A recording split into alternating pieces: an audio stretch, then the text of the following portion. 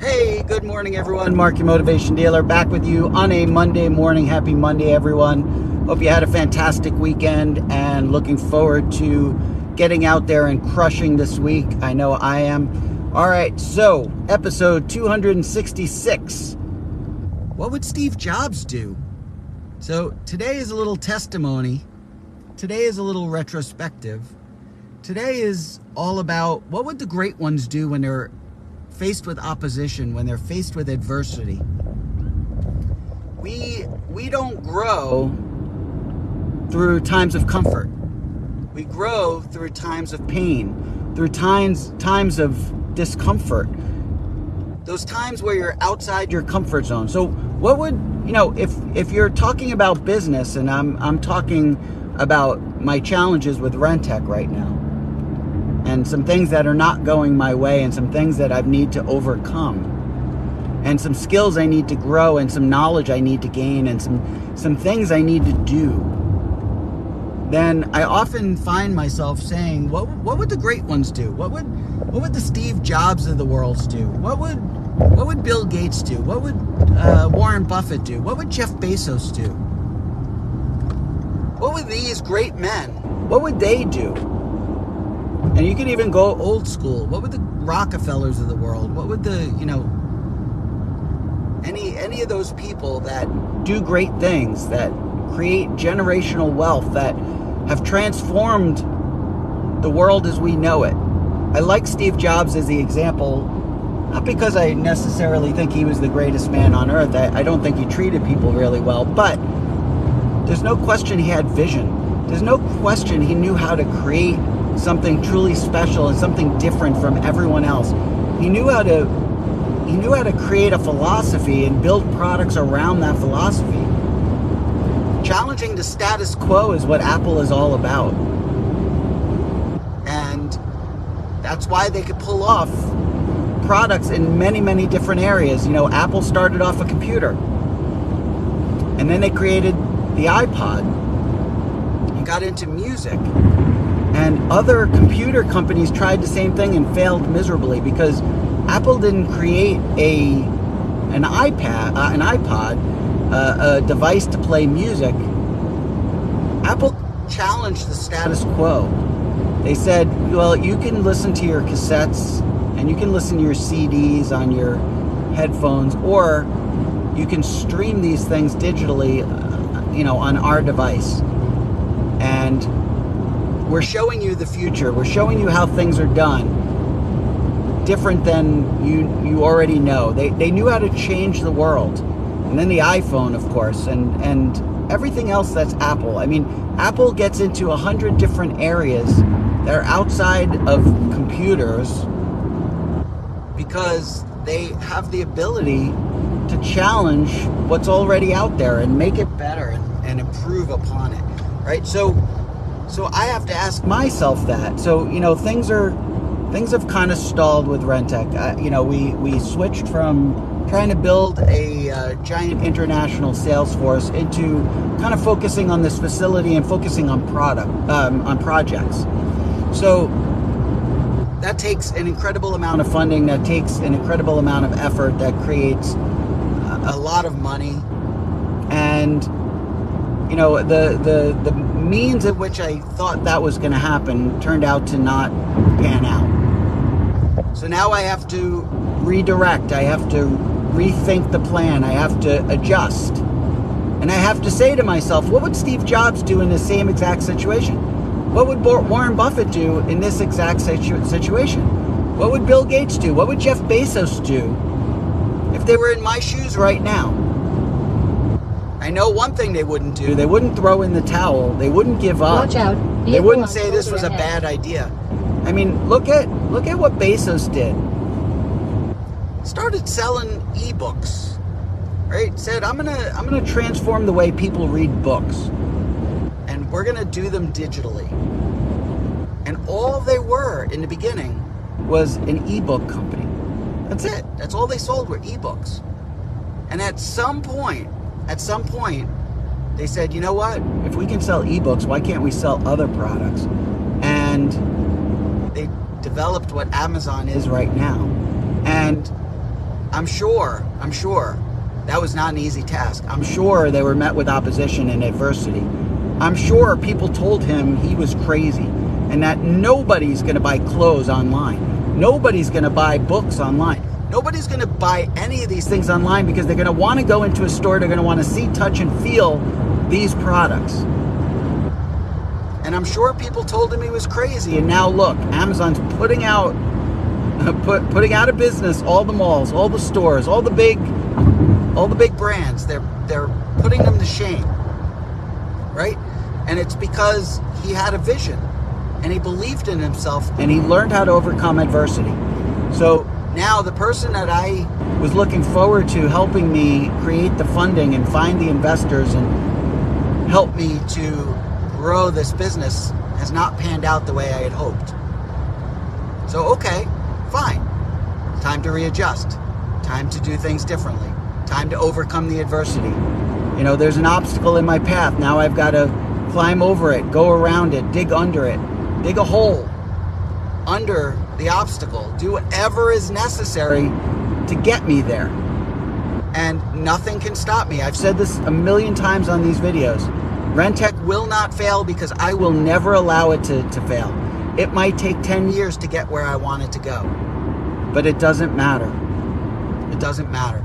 You know, I more than likely am going to have to put my big plans on hold for at least 6 months and maybe sort of recalculate and readjust and maybe develop the e-commerce portion of my website and this company before I can get into the bigger projects, because I still need to work full time and I still need to recoup what was lost, and I still need to be able to support not only myself, my family, but also the business.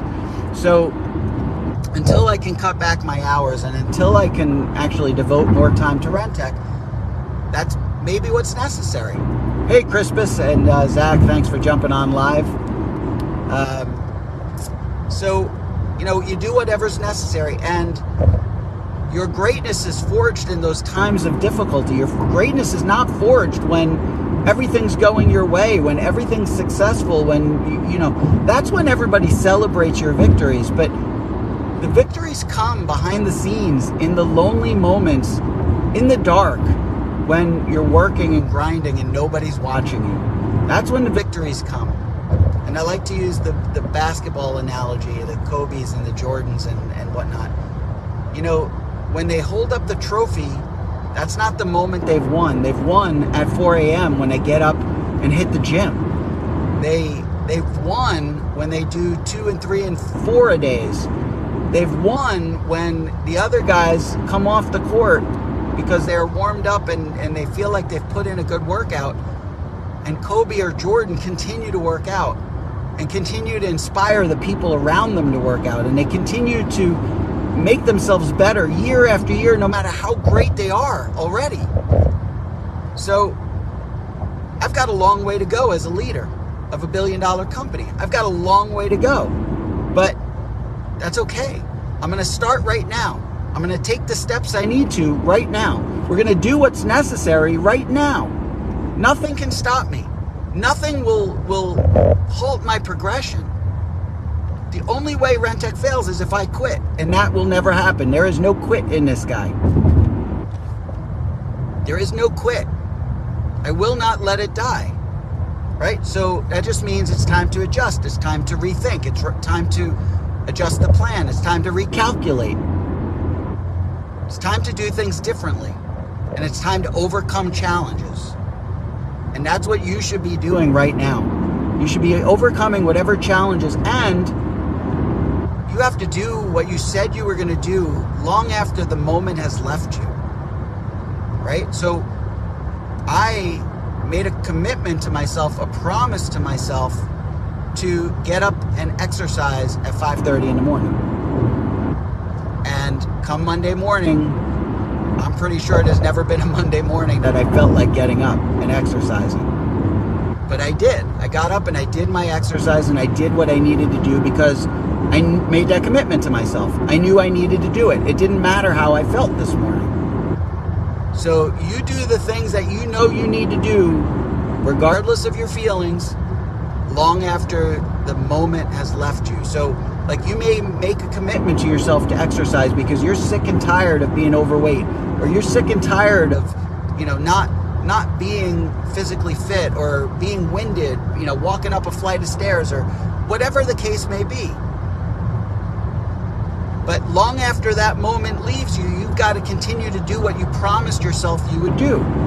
And I continue to promise myself that I'll do those things regardless of how I feel. So I'm going to leave you with this last thing on Steve Jobs.